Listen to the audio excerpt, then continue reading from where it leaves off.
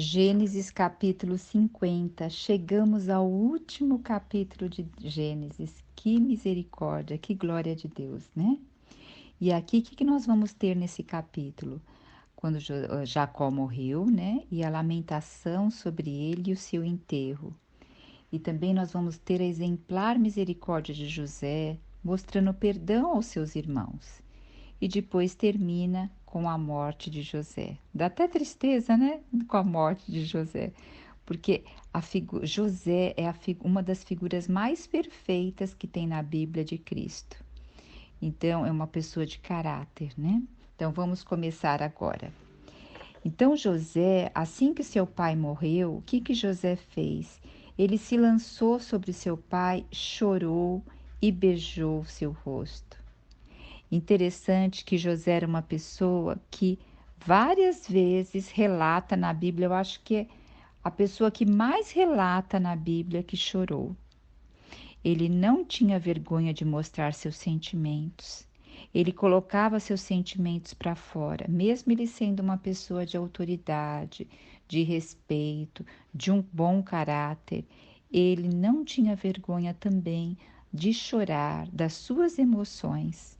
Isso é muito importante, porque muitas vezes nós escondemos tanto as nossas emoções, usamos uma máscara para que as pessoas nos acham fortes, ou muitas vezes por crermos em Deus, sermos cristãos, a gente acha que a gente não pode chorar, não pode ficar triste. Aqui nós vamos ver uma morte, um funeral, aonde eles lamentaram por vários dias e não tiveram vergonha de expressar o lamento da perda de alguém, da morte de alguém. Isso faz parte dos nossos sentimentos, da nossa natureza humana. A tristeza, ela sempre tem um contexto de perda. Perda, muitas vezes aquela perda irreparável no sentido que eu não vou ver mais a pessoa. Existe uma perda de emprego, uma perda de uma oportunidade de trabalho, mas existe essa perda de ter a presença de alguém. Então, precisa-se de um tempo para a pessoa se recolher e se refazer. Esse tempo é necessário, é biologicamente necessário, mentalmente necessário, de se recolher e se adaptar à nova circunstância de vida para depois começar. Então, nós vemos aqui que após Jacó morrer, José pediu que o embalsamasse. E é muito interessante que ele pediu para que os médicos, olha, os médicos que estavam a serviço deles o embalsamasse. Por quê? Quem embalsamava nessa época eram os sacerdotes, mas os sacerdotes, eles estavam a favor, eles eram a outros deuses. Aqui José fez diferente, ele pediu para os médicos que estavam a serviço dele embalsamarem seu pai para poder chegar até lá, né? E sepultar seu pai em Canaã. E esse embalsamento, ele levava 40 dias completo. 40 dias nos leva a pensar, né? 40 dias tem uma conotação de desafio, de sofrimento, de prova. Nós temos 40 anos no deserto, 40 dias da tentação de Cristo, uma gravidez que demora 40 semanas. Então, o número 40 tem esse símbolo, tem um símbolo de provação, de meditação, de avaliação e de o quê? De restauração, porque mediante os dias difíceis são os dias que nós crescemos mais. E aí depois aqui prossegue. Quando terminou o tempo, ou melhor, vamos ver aqui, levaram 40 dias completos para o tempo do embalsamento. E os egípcios choraram sua morte 70 dias. Olha só, então 70 dias foi o tempo de chorar a morte de Jacó. Lembra, o número 7, ele mostra o quê? Completude. E nessa época, Faraó também, se um faraó morresse, eles tinham 72 dias quando o faraó morresse de lamentação. Então, foi 2 dias a menos. E Faraó que decretou isso, e ele também solicitou que os egípcios também o que estivessem chorando a morte de Jacó.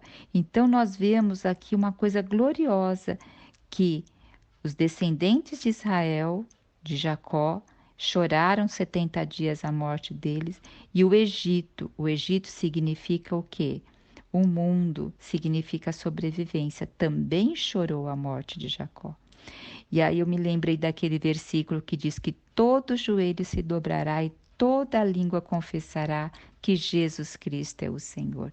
Então, o Egito aqui se dobrou em reverência a Jacó, mediante o benefício que estava sendo feito por meio de José.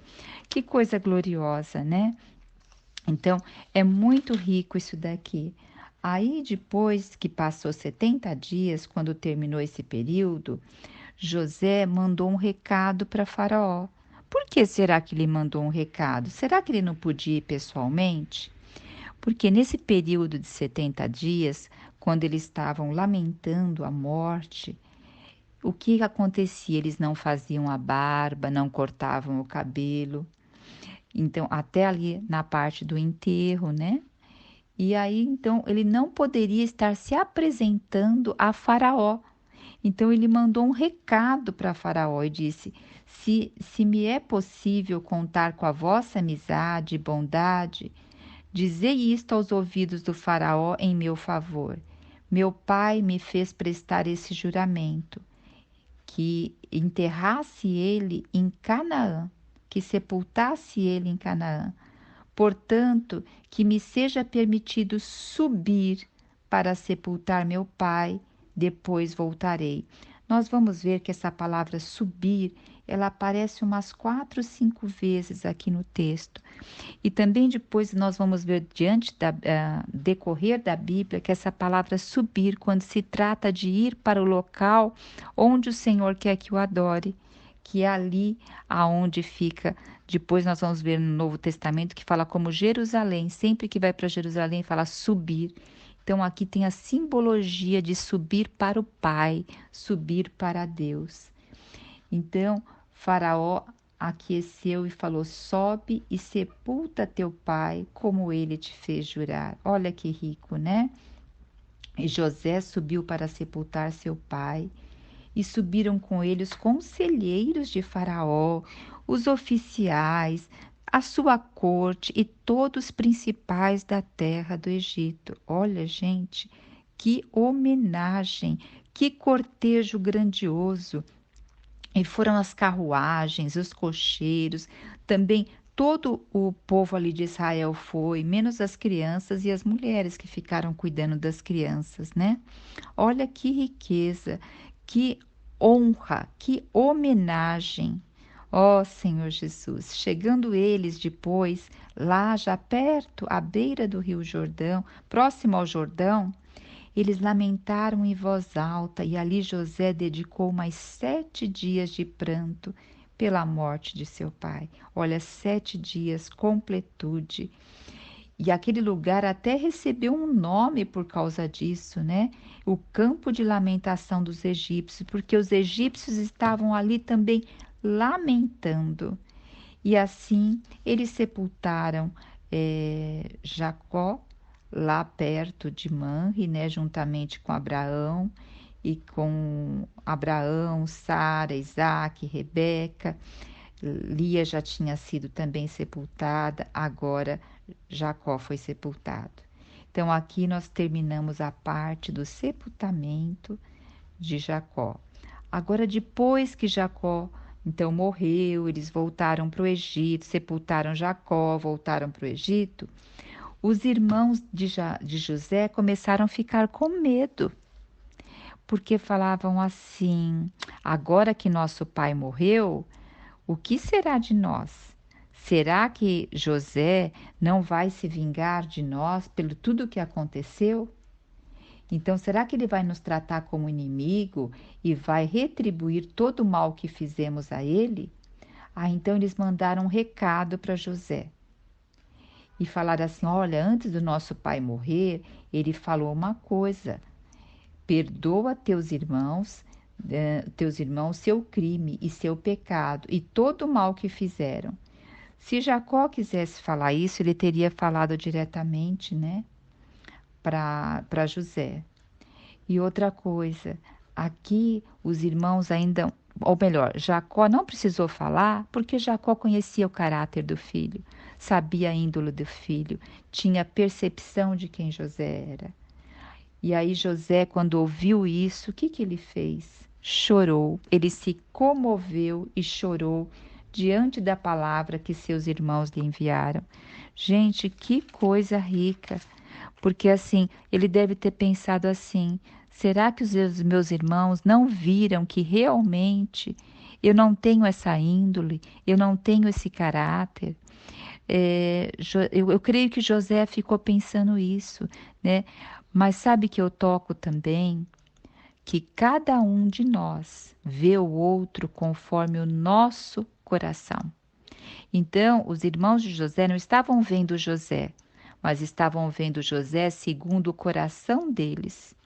E segundo o coração deles, havia o quê? Ainda esse negócio de vingança, de não perdão. Mas eles não estavam vendo José segundo os olhos de Deus, segundo ao Deus que José cria. Mas aqui Deus vai dar mais uma oportunidade para que os irmãos dele percebam quão misericordioso é Deus por meio da vida de José.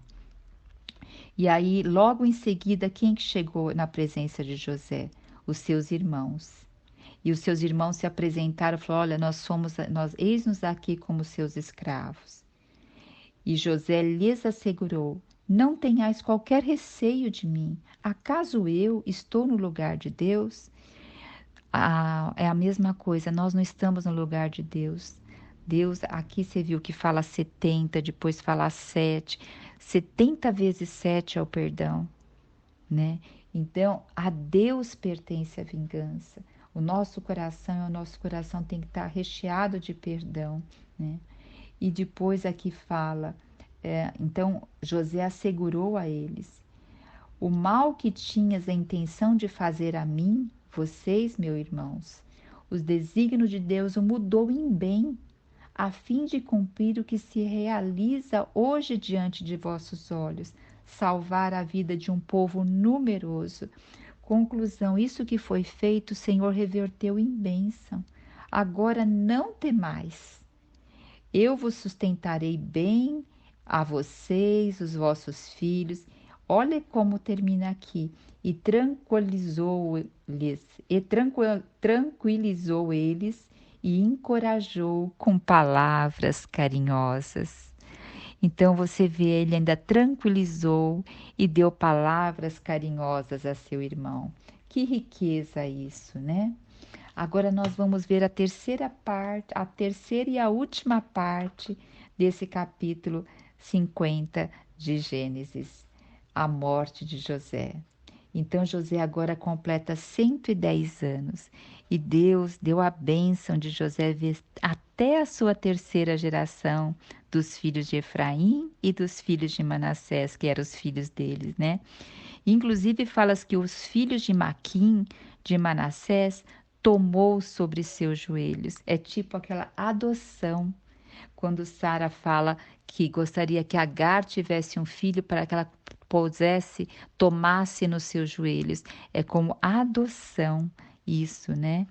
E dessa forma, diz que José, com a idade de 110 anos, ele foi embalsamado o seu corpo e foi depositado num sarcófago no Egito, porque ele também pediu para que seus ossos fosse o quê? Enterrado em Canaã. E aqui ele profetiza: eis que a minha morte se aproxima, todavia Deus vos visitará com poder e vos fará subir dessas terras para a terra que ele prometeu, sobre juramento de Abraão, Isaque e Jacó. E José fez os filhos de Israel prestarem um juramento: quando Deus intervir a vosso favor, levarei os meus ossos daqui. Então também José foi sepultado lá em Canaã. Esse é o nosso destino, né? É estarmos o quê? Descansando em Deus, tanto aqui na vida presente, quanto depois na vida do porvir.